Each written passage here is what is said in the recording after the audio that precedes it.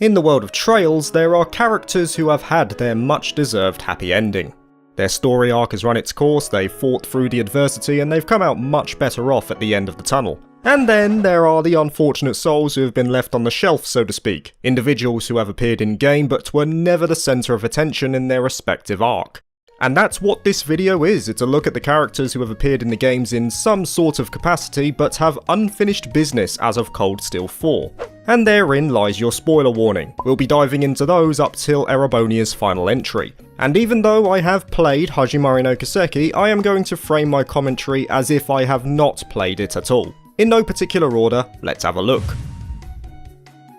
Annelise Elfide. We're starting off with the personified ball of cotton candy and rainbows. No, it's not Joachim.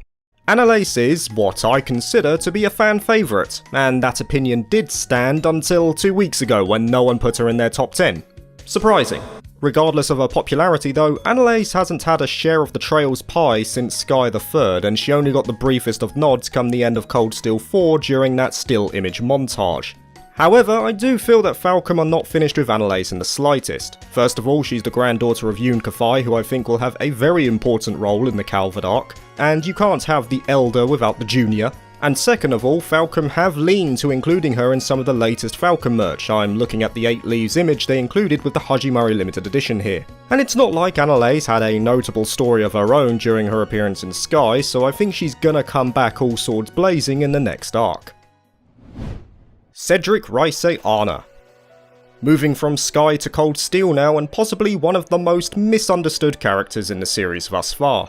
Cedric is a git. Let's not beat around the bush here, but I can definitely empathise with his position outside of being heir to the throne. He has a very notable inferiority complex which we see most prominently during the final stages of Cold Steel 4, and it all stems from the expectations that he believes people placed upon him as the future Emperor of Erebonia.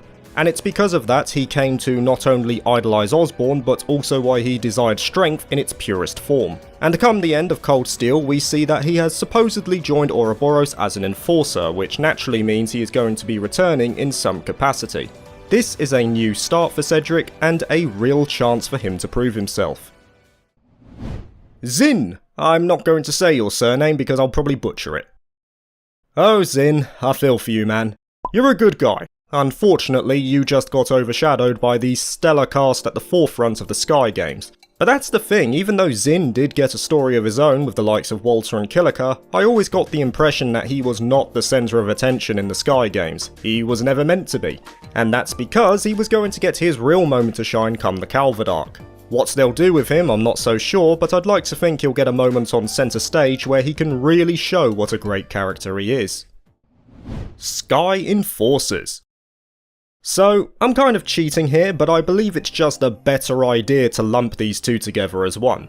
Now, though Blue Blanc will likely return himself, such as the notoriety of his character over the course of this series, I'm referring more to Walter and Luciola. For the former, I will be extremely surprised if the Dire Wolf does not make an appearance in some capacity, especially considering his relationship with the likes of Killiker and his connections to the Taito school. Yes, I don't like the guy that much, but a second throw of the dice might be exactly what he needs, and if he's going to show any sort of promise, it will be during the new arc. That being said, my real desire is to see Luciola again. The last time we saw the bewitching Belle was during the Crossbell arc, and of course that was more a discovery for the intuitive and curious rather than a straight up appearance. And even though her backstory has been given to us, I believe that she still has a fair amount more to offer, and her role as an enforcer will at least assist her in returning to the fold. Like Zin, I can't see what Falcom could really do with her from a narrative standpoint, but they have pulled it out of the hat many times before. Why should it be any different here? Ein Selnut. Yes, I am stretching a bit here, but Ein Selnut has appeared in game outside of flashbacks. Of course, I'm referring to the final few moments of Sky III. Now, if you've read the additional literature or you're clued up on the role of the church, you'll know that Ein is very much fixed on the confiscation of artifacts to make sure that they're out of the hands of the general public, with some very rare exceptions to that rule. She holds up the ideals laid down by the Septian Church. Not only that, but she was given a fair amount of attention in the final game of the Sky arc, which fed into her mystery even more. And though she's only contributed to the story in sporadic moments, we as players are aware that she's around, and she will surely make her grand appearance soon to show us what she's made of. Campanella. Possibly the most enigmatic enforcer in Ouroboros' ranks, it's pretty clear to all of us that Campanella is someone unique to the general rule governing the group. First of all, he's extremely loyal to the Grand Master, though Cold Steel 4 makes me wonder if that is out of true loyalty or some sort of force that we as players are not aware of yet.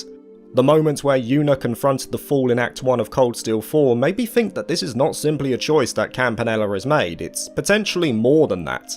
And I think as we continue to unravel the true purpose of Ouroboros, because I don't believe them to be just straight up evil, that will be intrinsically linked to Campanella as well. Definitely a character with more to offer, and I'd be surprised if we don't at least get some semblance of a backstory in the next few games. Marcel Nielsen. A journalist as a character with unfinished business? Hell yeah! Nielsen is actually one of the more fascinating minor characters from the Trail series in my mind. He's one of the few who has the honour of appearing in all 3 arcs thus far, and he always seems to offer some sage advice to whoever he bumps into. He's not blindly leading people along. Sorry man.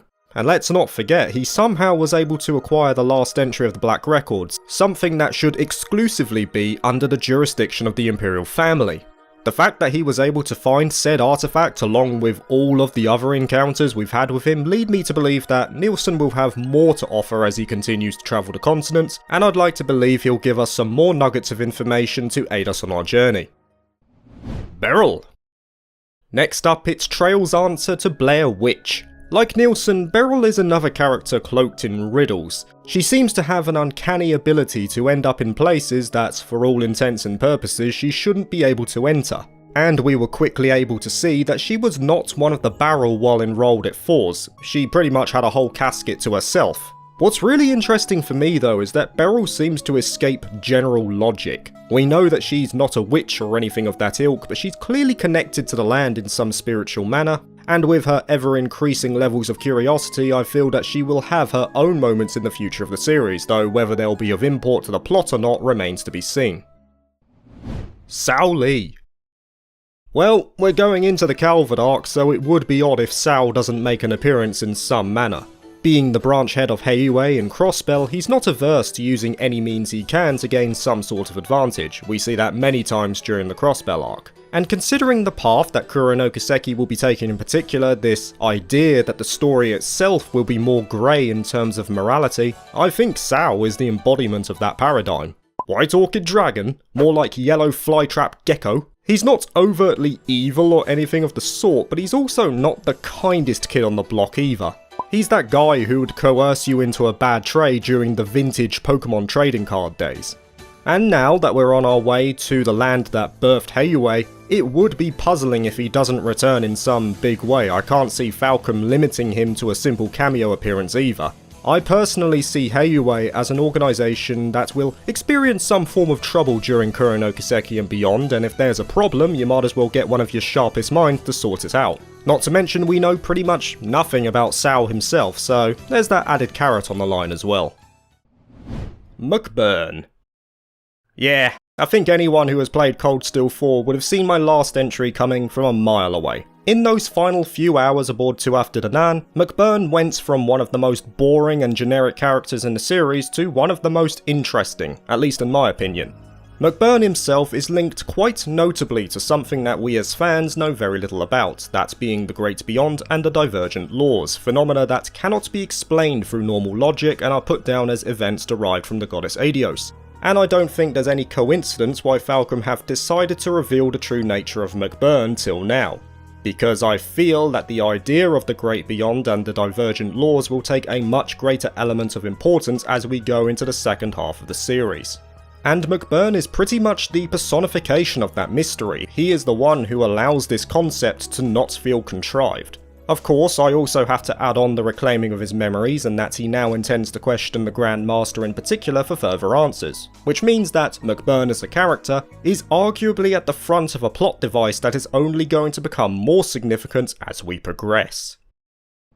And there it is guys, the characters that I think have unfinished business come the end of Cold Steel 4. Naturally, these again were my opinions, and I'm positive many fans will have their own views of characters who have more to offer the series as the story progresses. As always, thank you for watching, please like and subscribe for more trails and wider JRPG content, and I will see you soon. Peace.